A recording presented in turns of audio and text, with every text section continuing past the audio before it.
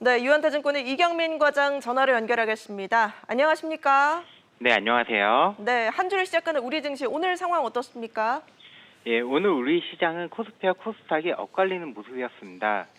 코스피 지수는 전일 대비 5.06포인트, 0.22% 상승한 2346.59포인트에 마감하였으며 코스닥 지수는 전일 대비 11.59포인트, 1.39% 하락한 822.26포인트에 마감하였습니다. 주말 이슈로는 해외 코로나19 확진자 증가가 있었습니다. 사망자까지 증가하는 국면이라면 경제 봉쇄 등 조치가 우려되는 상황이나 확진자 대비 사망자 증가 수가 크지 않는 모습이었습니다.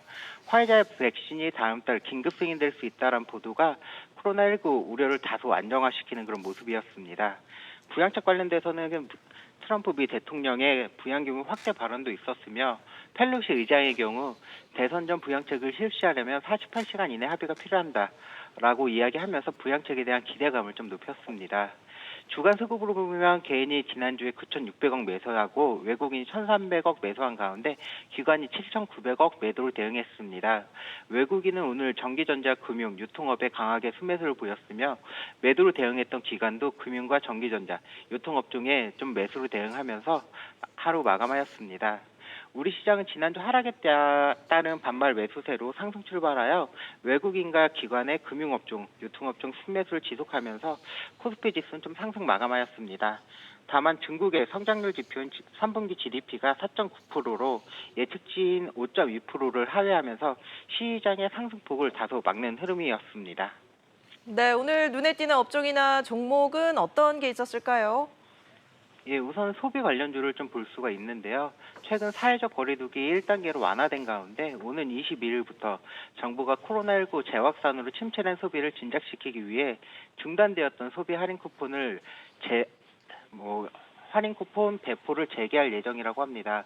박물관이나 미술 전시, 공연, 영화, 체육 분야 등의 쿠폰을 발급할 예정이며 22일부터 전시 공연, 10월 말 영화, 11월 체육 분야에서 재개할 것으로 전해졌습니다.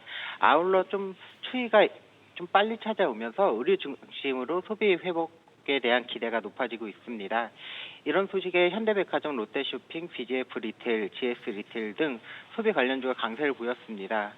한국 수력 원자력의 월성 원자력 발전기 1호기 조기 폐쇄 타당성에 대한 감사 보고서를 심의를 위한 감사위원회가 속개될 예정입니다.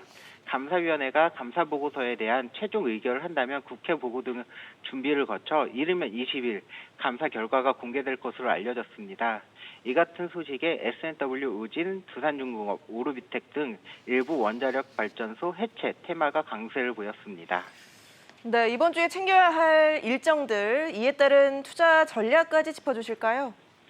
예, 우선 변동성이 좀 증가하는 한 주가 될 것 같습니다. 22일 미국 대선 토론회가 예정되어 있고요.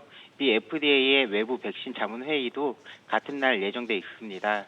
트럼프 대통령과 바이든 후보의 대선 지지도 격차가 좀 좁혀지면서 미 대선에 대한 불확실성이 증가하고 있고 대주주 양도세 관련 불확실성도 좀 증가하는 모습입니다. 코로나19 확진자 증가하고 있으나 다행히 백신 긴급 승인에 대한 보도가 좀 이어지고 있는 그런 모습입니다. 22일과 23일은 국회에서 기재부의 그 종합국감을 진행할 예정입니다.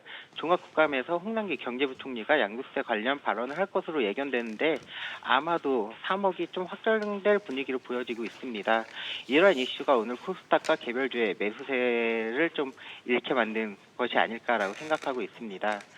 우리 주가의 상승폭을 보면 이래저래 금융주의 상승폭이 좀 컸는데요. 이런 경기 민감주의 시작은 전차로 불리는 전기전자와 자동차, 그 뒤를 이어서 화학, 지난주에는 철강, 오늘은 내수 유통과 금융주에 대한 시장의 관심이 몰리고 있습니다.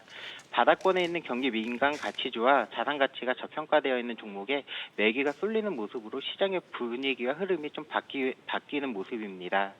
이러한 연장선상에서 배당 수익률 3%에서 5% 넘어가는 배당주들에 대한 관심도 필요한 시점이 아닐까 생각되는데요. 배당주 상당수가 성장주의 상승에 있어서 시세를 내지 못하고 현 시중금리가 1% 안 되는 시점에서 금융주 등 자산 가치가 높은 기업들의 오늘 상승은 좀 의미가 있다라고 보고 있습니다. 이러한 업종별, 종목별 흐름을 볼 때 연말까지 코스닥과 개별 종목보다는 코스피 대형주들에 대한 관심이 필요할 것 같습니다. 코스닥 개별 종목에 대한 관점은 좋은 종목을 싸게 매수한다는 관점으로 내년 1, 2월 보고 천천히 매집해가는 과정이 필요하지 않을까라고 생각되고 있고요.